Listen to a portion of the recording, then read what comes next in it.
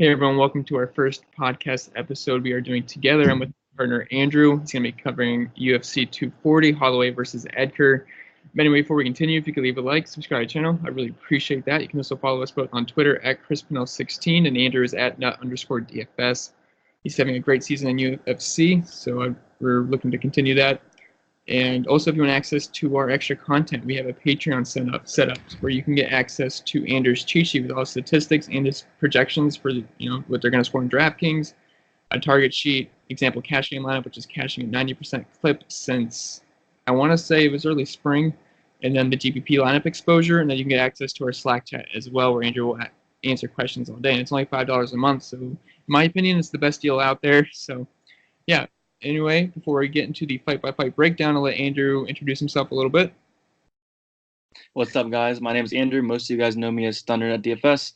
I'll be doing the videos on Chris's account. I'm very excited for this week. It's UFC 240. It's not the strongest card. It's a pay-per-view card, so you're probably expecting it to be a little bit more exciting. There are a couple of good fights, but overall, it's not too strong, but the contests on DraftKings are bigger than usual, which is always exciting, and there's a lot of money to be made, so I'm very excited about that. I've been having a killer summer so far, a little off week last week, but we're going to get back to it and hopefully win a lot of money this week. All right, awesome. And just a disclaimer, I don't really know anything about UFC here. I am just hosting this, so Andrew's pretty much got all the information here. So I'm going to be asking all the questions you guys probably have as well. So anyway, let's get into the fight-by-fight breakdown. We're going to start with the early prelims, and let's talk about Eric Koch. He's 8,000 on DraftKings this weekend versus Cal Stewart at 8,200. Eric Koch is a negative 115 favorite, and Cal Stewart is coming in at a slight dog at negative 105. Eric Koch has the 220 inside the distance line, and Cal Stewart is at the plus 275. And I should say they're both plus in that category. So what is your thoughts on this fight? Who do you think is going to win? And you can just break it down. Yeah, Koch actually opened at a plus 115 underdog, and now he's a minus 115 favorite.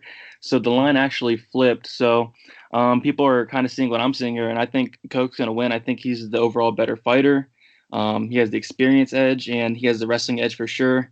Kyle Stewart lost his UFC debut. He got submitted in the first round by Chance Rencounter, which Rencounter had an awesome fight, his last fight, but still he got submitted in the first round. And Koch is somebody that can absolutely submit Stewart if he gets a chance. He has great takedowns, and Stewart's takedown defense isn't too great. So the only thing here is Stewart has a lot of knockout power, and he does have a 5-inch reach advantage. That's the only thing that's scaring me away a little bit. But yeah, like I said, he can be taken down. He's very tough. He's never been finished by strikes. So I think Koch's can edge out a decision here. And for 8,000 on DraftKings, I think he can very easily pay off that 8,000. Maybe land a couple takedowns, a couple advances. I just think Koch's absolutely the better fighter here, and I think he should win a decision. So yeah, like I said, Stewart's just not that good. So I got Koch by decision here.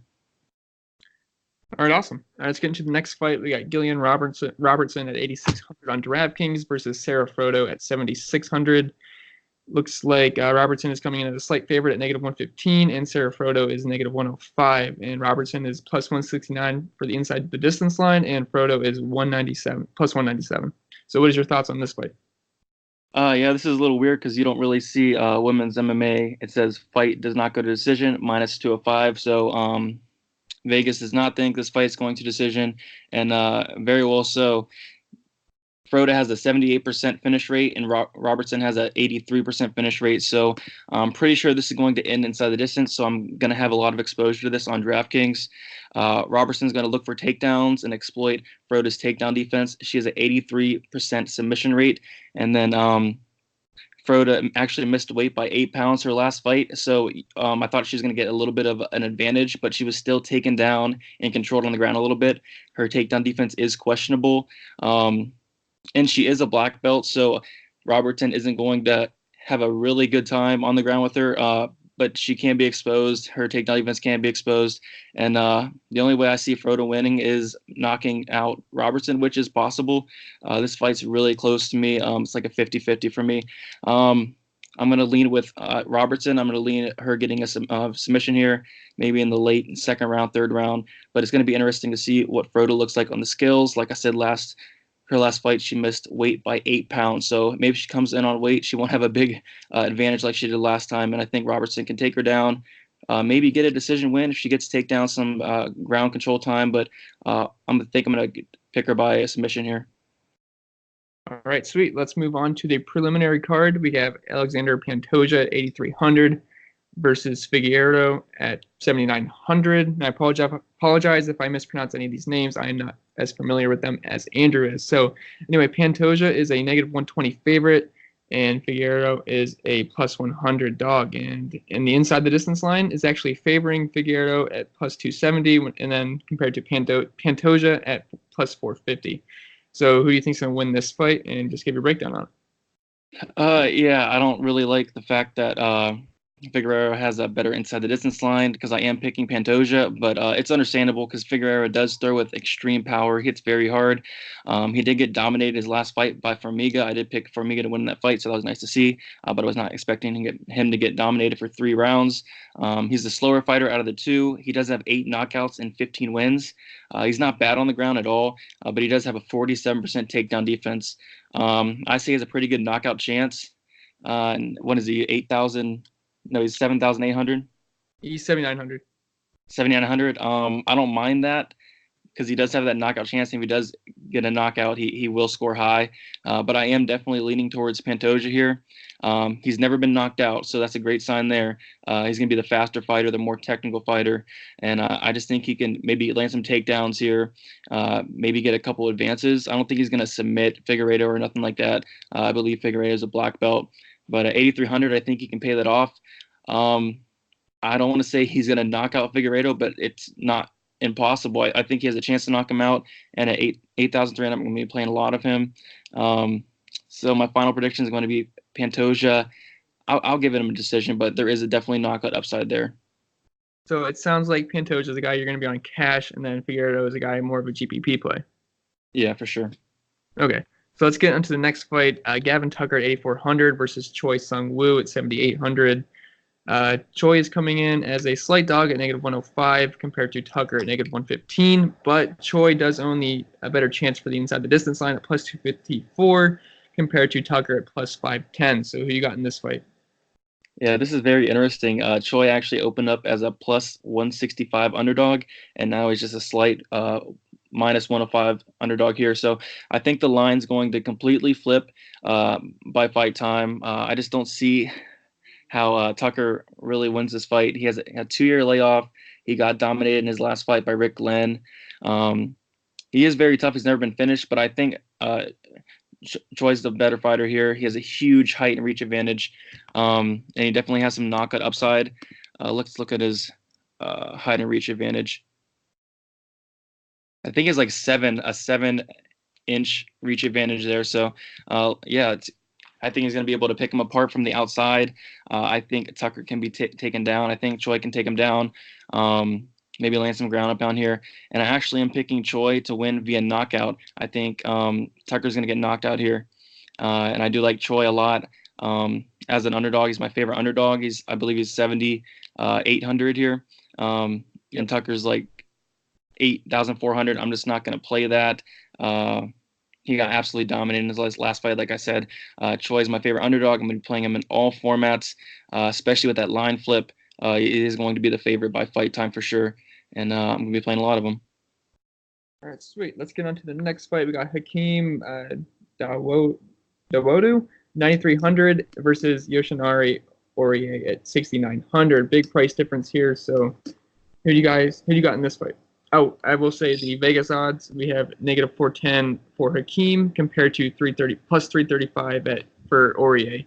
And we got a negative 102 inside the distance line. So Vegas actually is favoring a finish inside the distance here, and then a plus 510 for Aurier. So what are your thoughts on this fight?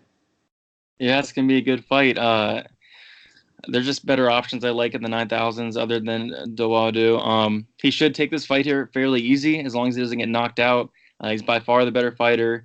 He did get knocked out in his UFC debut, though, which is kind of concerning. And Aurier is a one-punch counter puncher. He's going to sit there. He's going to try to get that knockout. He has some good power. He's the definition of a puncher's chance here, and he is a nice punt play. due to the fact that if he does get that knockout, he's going to absolutely blow the cap off his value there. So I do like Poirier as a punt play, but Dawadu at 9,300. They're just better options because you got 100 more. You got Max Holloway, and then you also got Jeff Neal there as a discount there. So I'd rather play Jeff Neal by far more than Dawadu here.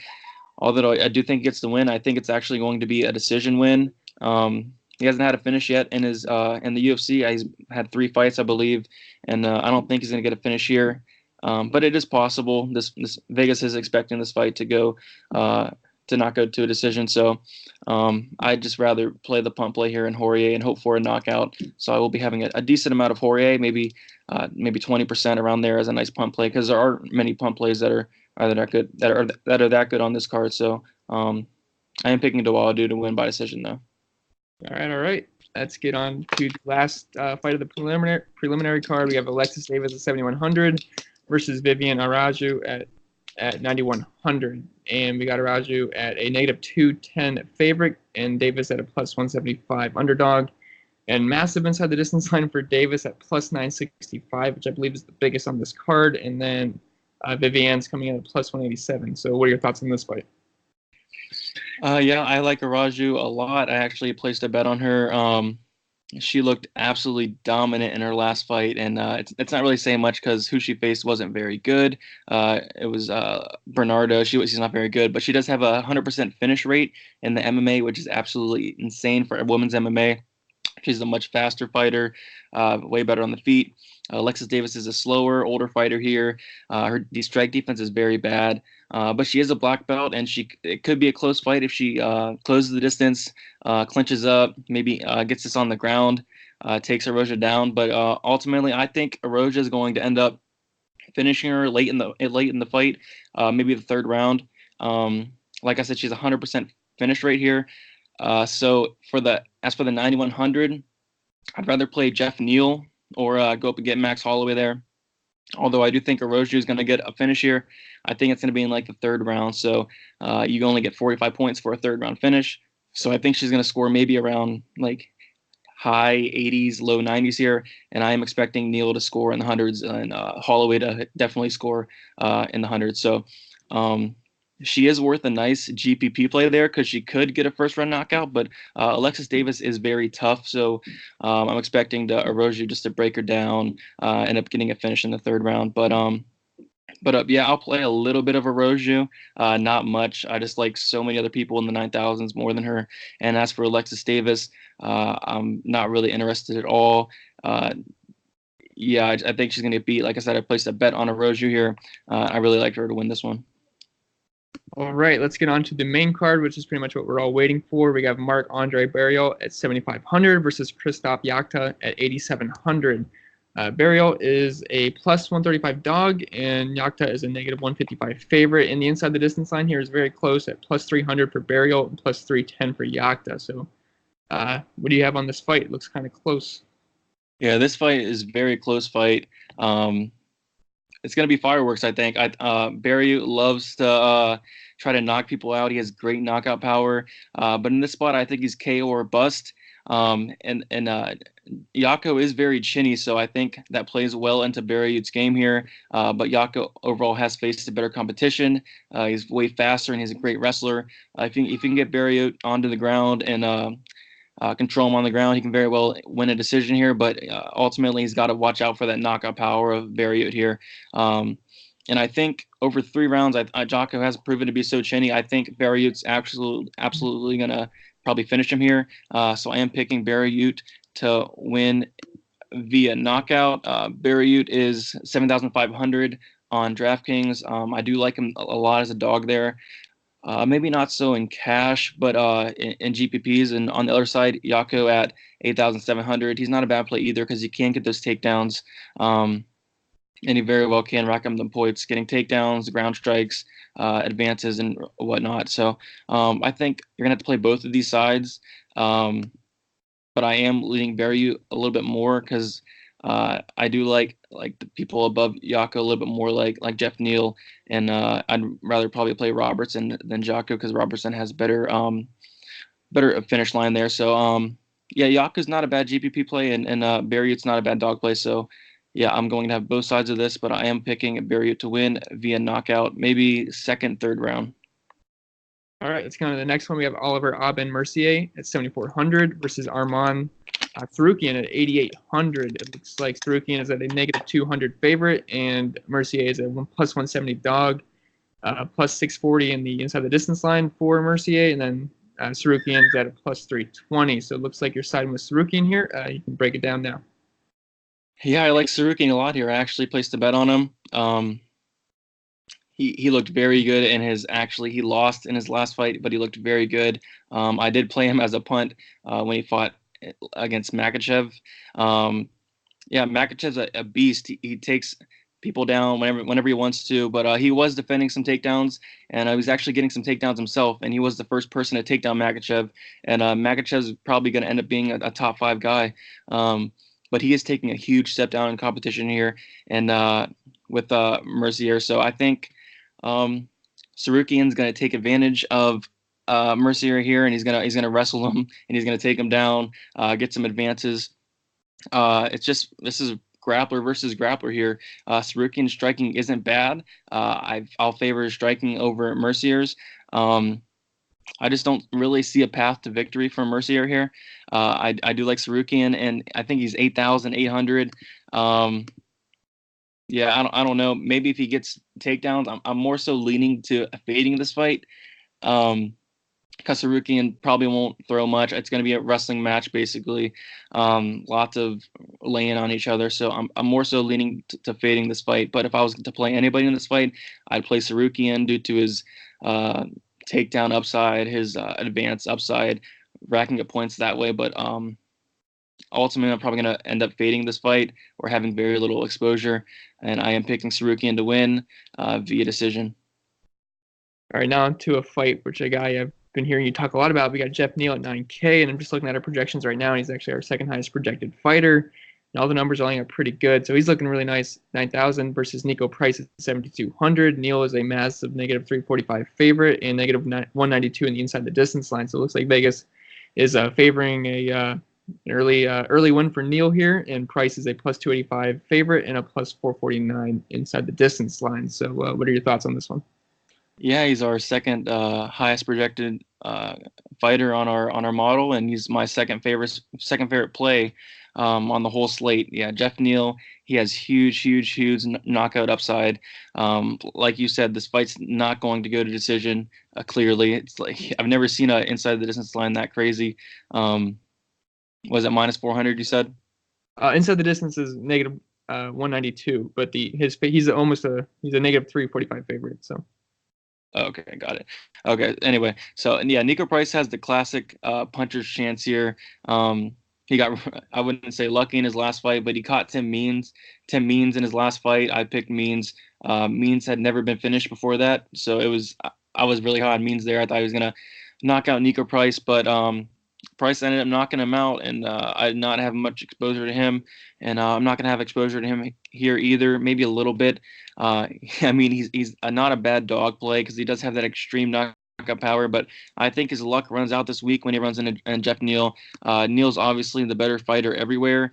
He outlands his opponents by a lot. He averages 5.95 strikes per minute compared to Nico's 2.93, and he has a 44% accuracy compared to Nico's 32%, and he also has a 67% strike defense, which is absolutely crazy, and he does have a 2.48 knockout average. So if he gets 2 knockouts here, knocks him down twice in the first round, and then ultimately ends up finishing him, you're going to see him score in the high 100, like 120, 115 around there. So I am predicting him to be the second highest scorer. I like him more than everybody on this card except Holloway. I like him more than Cyborg, and you're even saving that $600 savings there.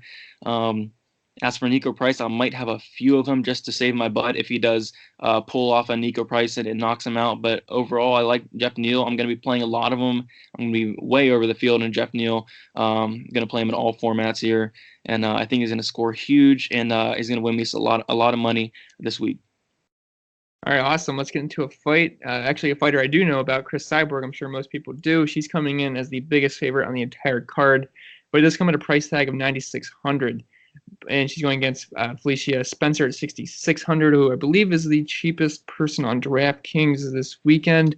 Cyborg is a massive -650 favorite, and she's -382 in the inside the distance line, which I think was what you were looking at earlier. You just got that mixed up.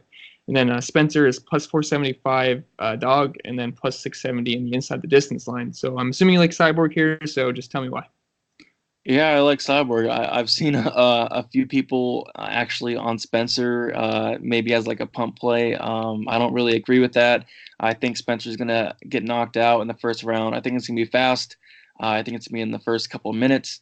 Cyborg did take her first loss in years. I think her first loss since 2010 against Nunez, her last fight.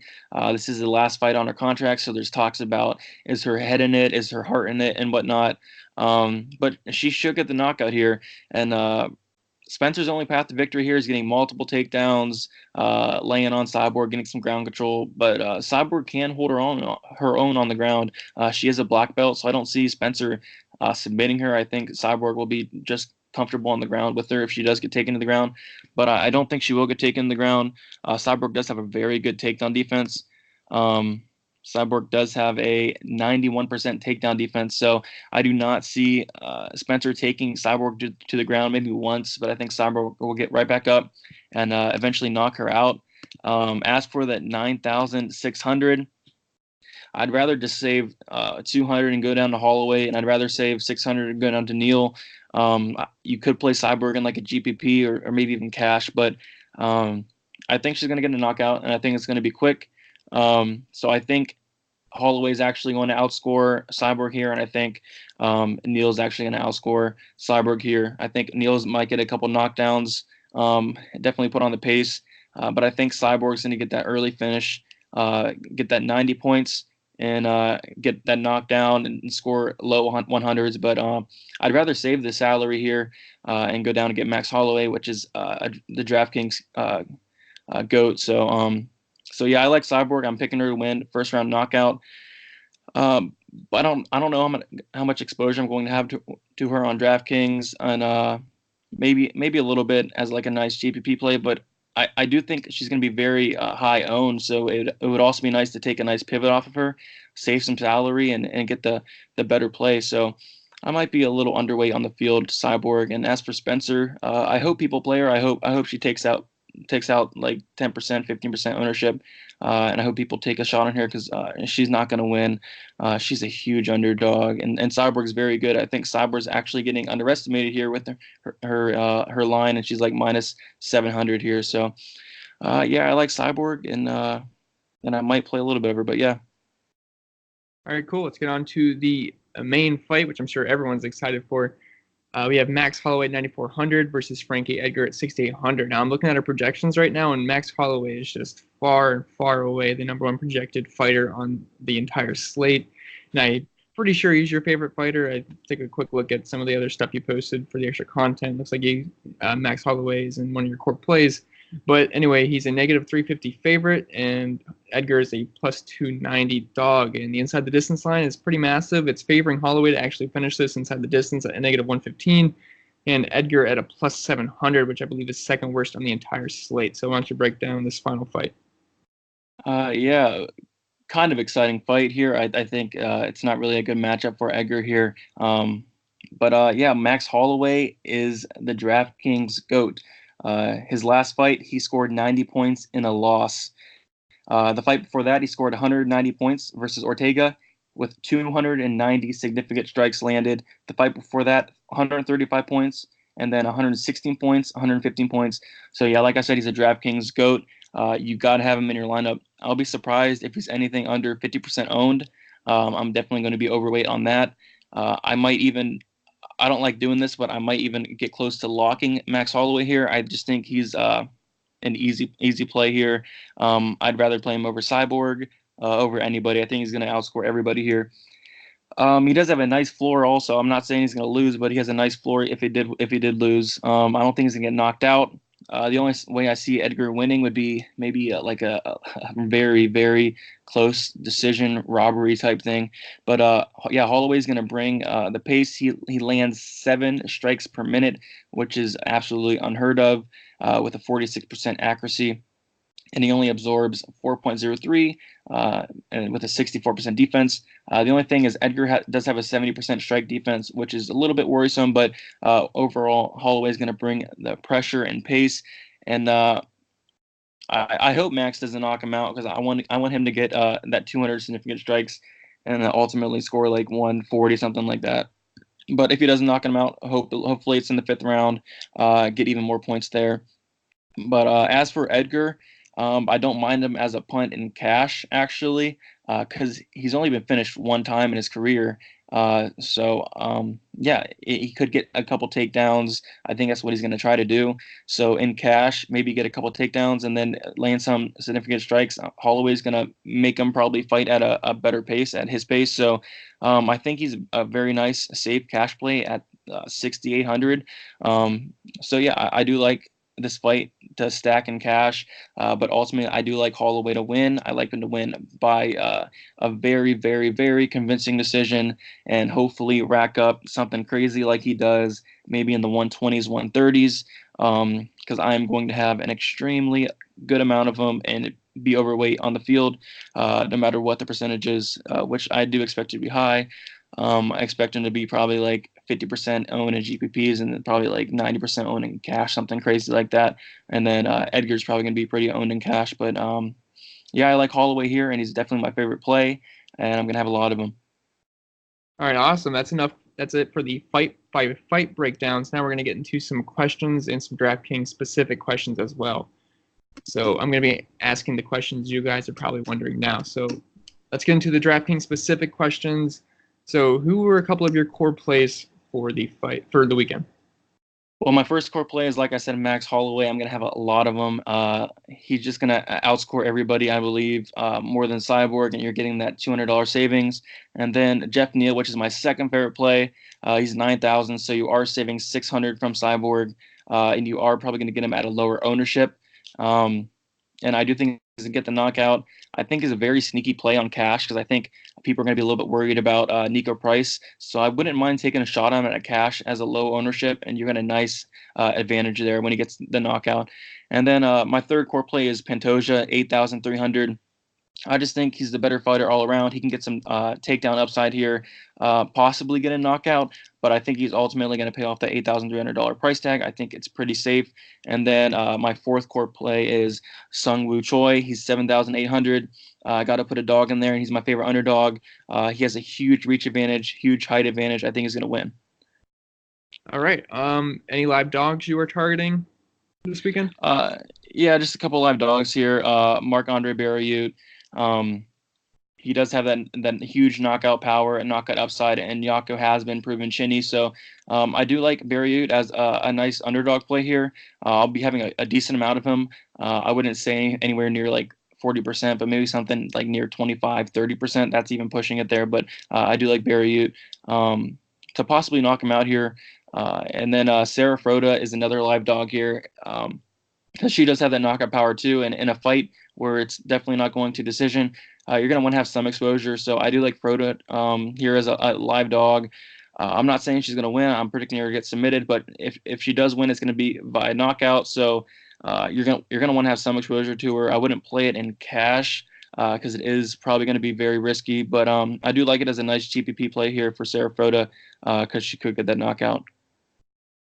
All right. And just is there any fighters you're just completely fading, putting an X on your player pool when building lineups? Yeah, I'm gonna fade Hakeem Dawodu. I just like Max Holloway 100 more, and then Jeff Neal at 9,000. I do think he's going to be low owned, but I just see like those two guys outscoring him by a lot, and I just don't think there's a point in rostering him, especially if you're doing like a lineup or 20 lineups. If you were doing 100 lineups, sure, throw him in there a couple times, but ultimately I'm going to be fading him in my lineups because I do 20 lineup max every week. And then Viviane Reju, I'm not going to have much of her at all. She's not a bad play, but like I said, I just like Jeff Neal a lot more. I'm going to have a lot of Jeff Neal. So So yeah, I'm probably not going to play Araju too much. And then also, like I said, I might fade the Sarukian and Mercier fight. I think Sarukian's going to win, but I just don't think he's going to score that much at forced price tag 8,800. I don't think he's going to pay that off. Maybe he gets like 65, 70 points. I just think there's better options, so I'm probably going to end up fading that fight as well. All right, I just realized I skipped something. I was supposed to ask who's your favorite punt of the weekend. So. Oh, I actually have 2 punts here. I have Nico Price, 7,200. Like I said, he has that huge knockout power. He has some magic in his hands for sure. Surprised everybody his last fight and the fight before. So yeah, he's a nice punt at 7,200. If he gets that win, he's going to absolutely kill that price tag. So I'm going to have a little bit of exposure, but overall, I like Neal to win, and I'm going to pick Neal to knock him out. So I don't want too much of price, but he's a good punt play overall. And then Poirier at 6,900 is a good punt play too. He's going to try to end this fight, and he's going to try to end it for all 3 rounds. So yeah, he does have that puncher's chance. He does have that knockout power. I'm not saying he's going to win, but I think he's a pretty decent punt play at 6,900. I don't think Dawadu's going to knock him out. He might, but I think he's going to win a decision. But I do like him to have a puncher's chance here at 6,900. Cool. So in your opinion, who's the most underpriced fighter on the slate? The most underpriced fighter? Yeah. I'll give you 2 here. I think Choi is underpriced here. I think he should be the favorite. I think he should be in the 8,400 spot instead of Gavin Tucker here. And then I'll give you another one. I'll give you Jeff Neal. I think Neal should be priced at least 9,300. Replace Dabadoo at 9,300 there. 9,000 is absolutely a good deal for him. So those are my 2 fighters that are a little bit underpriced for me. Okay, and on the flip side, who is the most overpriced fighter or fighters in your opinion?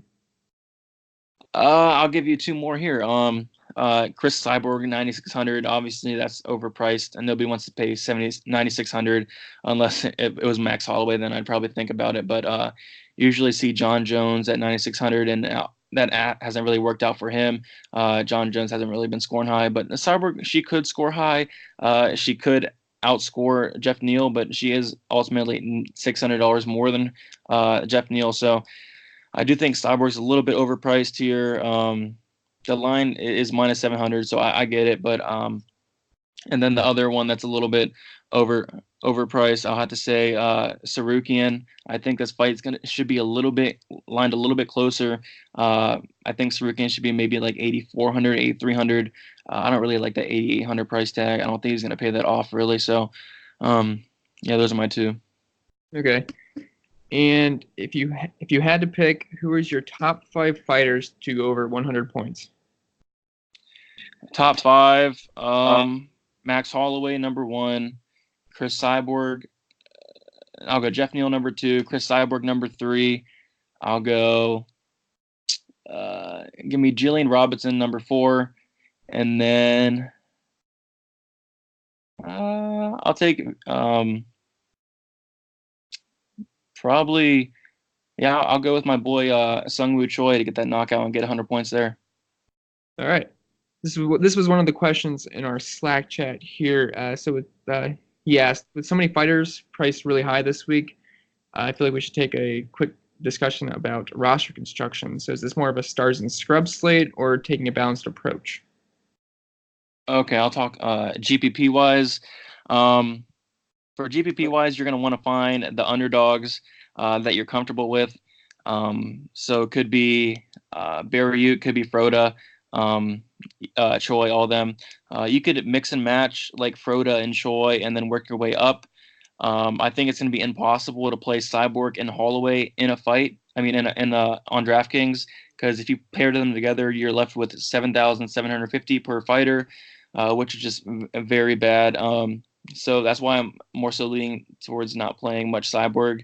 But you could have Holloway and Neal in a lineup, and then have like somebody like Coke there, and then just get a couple underdogs. Or you can even go the other way and you can punt somebody like Poirier, or you can punt Price. And then if you punt one of those guys, lineup construction is going to be pretty easy from there. But you're taking a big risk because the punt plays might not always win.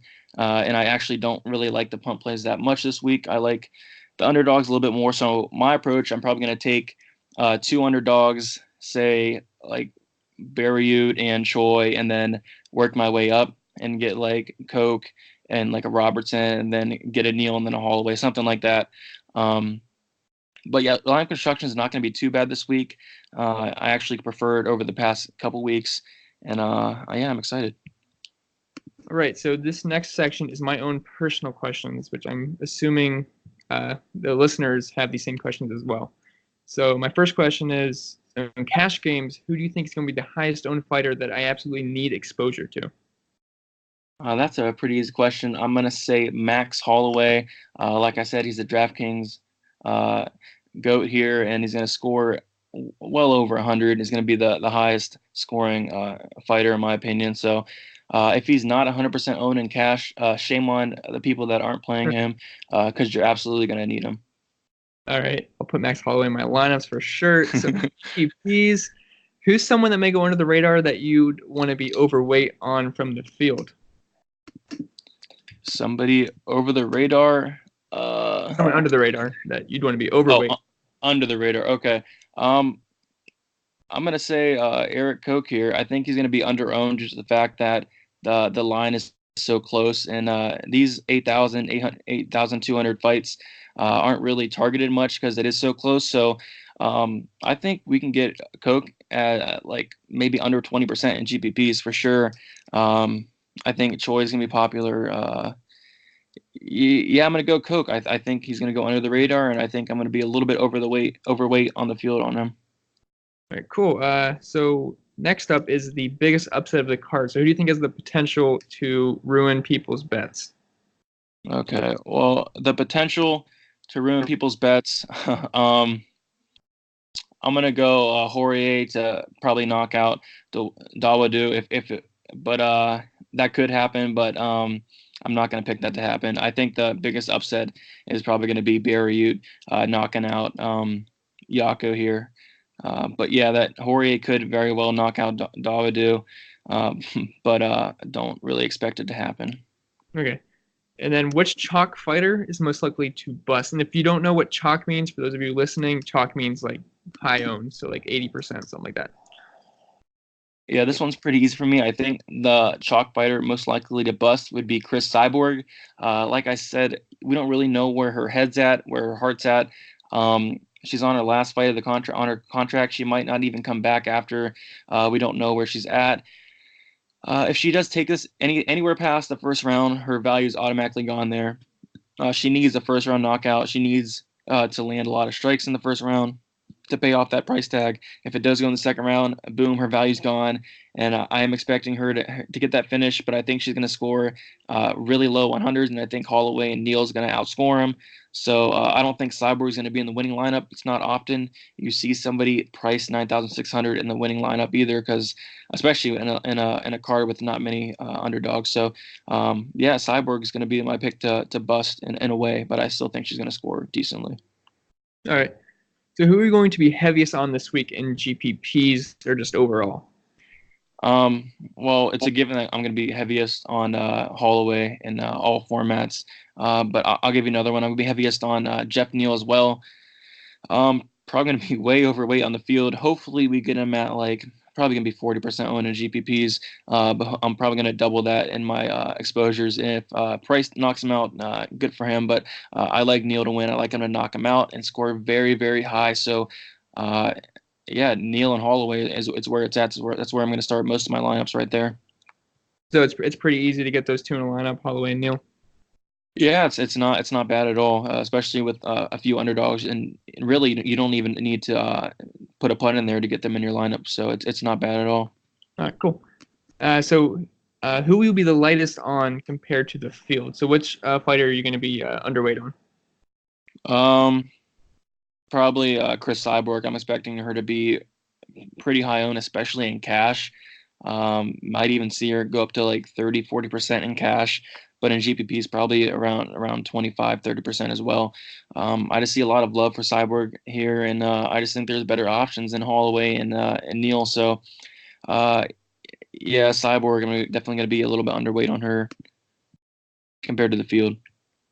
All right, that's just about it. Is there anything else you want to say to everyone playing before we do the outro? Yeah, guys, make sure you check out the Patreon. We're gonna put a link in the description here. Lots of good stuff. You get my cheat sheet with projections. You get my targets page, which actually changes throughout the week. I add a few plays. I take away a few plays. So the guys that are on it have a huge advantage. Always add some pretty good plays later in the week because I do a lot of my research after I post videos as well, in case I miss something. And then my cash lineup, that's cash 90% of the time.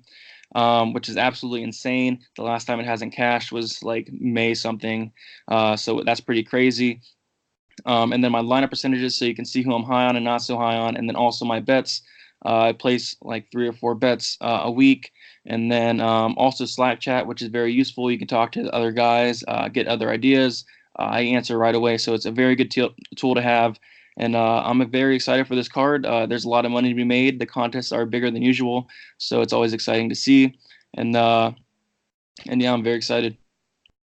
All right, cool. Now, I know nothing about UFC really, and I just feel like I learned a lot, so I hope all the listeners did too. I wish you guys the best of luck when you're making lineups this weekend. Like Andrew said, hit the link in the description below for Patreon.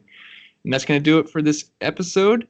You can follow us on Twitter at ChrisPinell16, and if you want to follow Andrew at nut_DFS as well. And he also has a YouTube channel, which I can put in the description below if he happens to post any extra content. And also, were you planning on posting the cheat sheet video as well? Yeah, I'll do that as well. And also on my account, I'll be posting a quick prediction video, and then also another slideshow going over my picks. So check that out on Thundernut DFS. But yeah, I'll be getting that cheat sheet video up either tonight or tomorrow. All right, cool. That's going to be it. And I hope you guys enjoyed the first episode. We're going to be doing this more in the future, possibly for NASCAR. I know we're going to for football as well. So with that, I will say goodbye, and we wish you guys the best of luck.